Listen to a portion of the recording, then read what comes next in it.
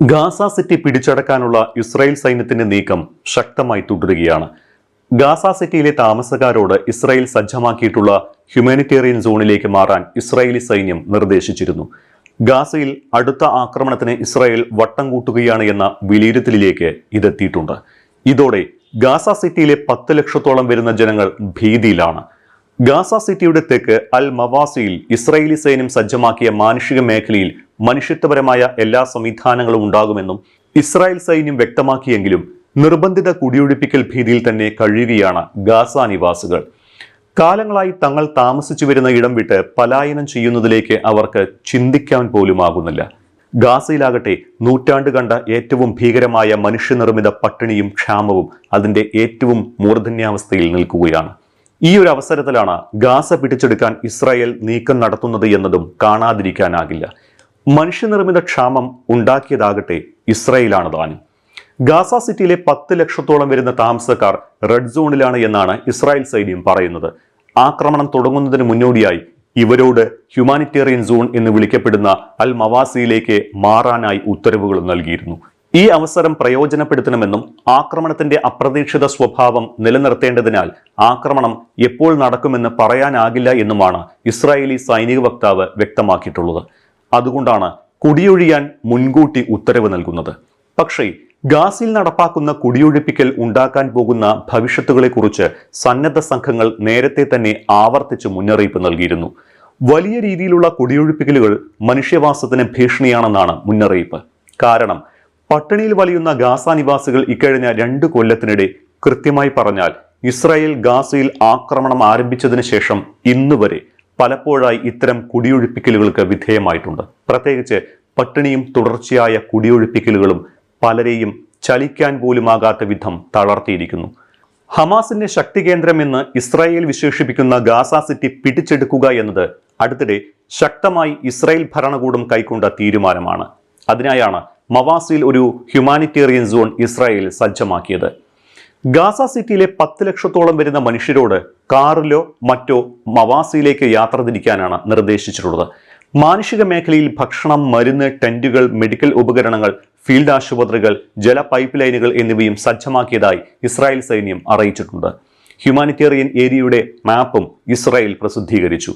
ഇതിൽ കഴിഞ്ഞയാഴ്ച ഇസ്രായേൽ സൈന്യം തകർക്കുകയും 22 പേരുടെ മരണത്തിനിടയാക്കുകയും ചെയ്ത ഖാൻ യൂനിസിലെ നസർ ആശുപത്രിയും ഉൾപ്പെടുന്നുണ്ട്.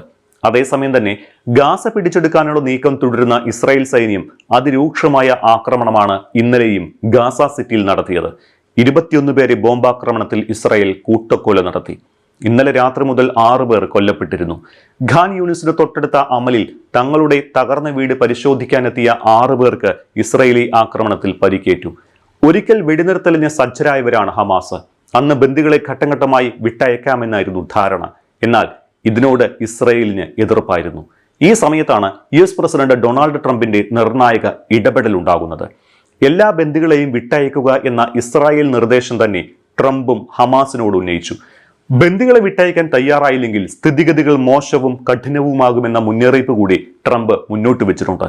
പക്ഷേ ചർച്ചയിൽ ഹമാസ് ഉന്നയിച്ച ആവശ്യങ്ങളെക്കുറിച്ച് വ്യക്തമാക്കാൻ തയ്യാറായിട്ടില്ല.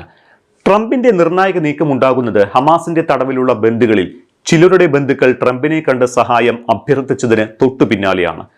ഇസ്രായേൽ ആക്രമണം വിപുലീകരിക്കുന്നത് ഹമാസിന്റെ തടവിലുള്ള ബന്ദികളായ തങ്ങളുടെ ബന്ധുക്കളുടെ ജീവന് ഭീഷണിയാണെന്നാണ് ചില തടവുകാരുടെ ബന്ധുക്കൾ ട്രംപിനോട് ചൂണ്ടിക്കാട്ടിയത്. പിടികൂടിയ ബന്ദികളിൽ 20 പേർ ജീവനോടെ ഉണ്ടെന്നാണ് ഇസ്രായേൽ കരുതുന്നത്. ഇവരിൽ 2 പേരുടെ പ്രൊപ്പഗാണ്ട വീഡിയോ കഴിഞ്ഞ ദിവസം ഹമാസ് പുറത്തിറക്കിയിരുന്നു. പരസ്പരം കെട്ടിയിടപ്പെട്ട നിലയിലുള്ള ഗിൽബോവ ദലാൽ, ആലോൺ ഓഹൽ എന്നിവയുടെ വീഡിയോ ആണ് പുറത്തുവിട്ടിരുന്നത്. ബന്ദികളോടുള്ള തങ്ങളുടെ സമീപനവും ഒപ്പം ബന്ദികൾ ജീവനോടുണ്ട് എന്നതും വ്യക്തമാക്കുന്ന ഹമാസിന്റെ പ്രൊപ്പഗാണ്ട വീഡിയോ ഇതായിരുന്നു. തങ്ങളുടെ വേണ്ടപ്പെട്ടവരുടെ മോചനത്തിനായി ഇസ്രായേലി ഭരണകൂടം ഒന്നും ചെയ്യുന്നില്ല എന്നും ട്രംപിന് മാത്രമേ എന്തെങ്കിലും ചെയ്യാനാകൂ എന്നുമാണ് ഇവരുടെ ബന്ധുക്കൾ അവകാശപ്പെടുന്നത്. 2023 ഒക്ടോബർ 7 ആരംഭിച്ച യുദ്ധത്തിൽ ഹമാസ് 251 ഇസ്രായേലികളെയാണ് ബന്ദികളാക്കിയത്. ഇതിൽ 148 ബന്ദികളെ ഇസ്രായേലിൽ തിരികെ എത്തിച്ചു. ഏകദേശം 50 ബന്ദികൾ ഇപ്പോഴും ഗാസയിൽ തന്നെ തുടരുന്നതായും ഇതിൽ 20 പേർ ഇപ്പോഴും ജീവിച്ചിരിക്കുന്നുവെന്നും കരുതുന്നുണ്ട്. താൽക്കാലിക വെടിനിർത്തൽ നടപ്പാക്കിയാൽ ഏതാനും ബന്ദികളെ കൂടി മോചിപ്പിക്കാമെന്ന് ഹമാസ് വ്യക്തമാക്കിയപ്പോൾ എല്ലാ ബന്ദികളെയും മോചിപ്പിക്കണമെന്ന നിലപാടിലാണ് ട്രംപ്. ബന്ദികളെ വിട്ടയക്കുകയും ഹമാസിനെ നിരായുധരാക്കുകയും ഗാസയിൽ ഇസ്രായേൽ നിയന്ത്രണം ഏറ്റെടുക്കുകയും ഒരു ബദൽ സിവിൽ ഭരണം സ്ഥാപിക്കുകയും ചെയ്താൽ മാത്രമേ ഗാസയിലെ യുദ്ധം അവസാനിക്കൂവെന്നാണ് ഇസ്രായേൽ പ്രധാനമന്ത്രി ബെഞ്ചമിൻ നെതന്യാഹു സ്വീകരിച്ച നിലപാട്. അതായത് പലസ്തീനെ വംശീയമായി ഉന്മൂലനം ചെയ്യാതെ യുദ്ധം അവസാനിപ്പിക്കില്ല എന്ന നിലപാടിലാണ് ഇസ്രായേൽ എന്ന് സാരം. യുദ്ധം അവസാനിപ്പിക്കാൻ ഇസ്രായേലിന് മേൽ ലോകരാഷ്ട്രങ്ങളുടെ സമ്മർദ്ദമുണ്ട്. ഖത്തറിന്റെയും ഈജിപ്തിന്റെയും മധ്യസ്ഥ ഇടപെടലിനെ തുടർന്ന് ഹമാസ് ഓഗസ്റ്റിൽ വെടിനിർത്തൽ നിർദ്ദേശത്തിന് സമ്മതിച്ചു. താൽക്കാലിക വെടിനിർത്തലും ഗാസയിൽ ബന്ദികളാക്കിയവരെ ഘട്ടം ഘട്ടമായി മോചിപ്പിക്കുമെന്നതും ധാരണയായി. എന്നാൽ എല്ലാ ബന്ദികളെയും ഒരേ സമയം മോചിപ്പിക്കണമെന്നും ആയുധങ്ങൾ ഉപേക്ഷിക്കണം എന്നതുമാണ് ഇസ്രായേലിന്റെ ആവശ്യം. ഗാസയുടെ നിയന്ത്രണം വിട്ടുകൊടുക്കുക എന്ന വ്യവസ്ഥയും ഇസ്രായേൽ മുന്നോട്ട് വെച്ചിട്ടുണ്ട്. അതിനാൽ തന്നെ ഇസ്രായേൽ മുഖം തിരിച്ചതിനാൽ വെടിനിർത്തൽ നിർദ്ദേശം ഇപ്പോഴും നടപ്പായിട്ടില്ല. ഒപ്പം ഗാസയിൽ അതിരൂക്ഷമായ ആക്രമണങ്ങളും തുടരുകയാണ്.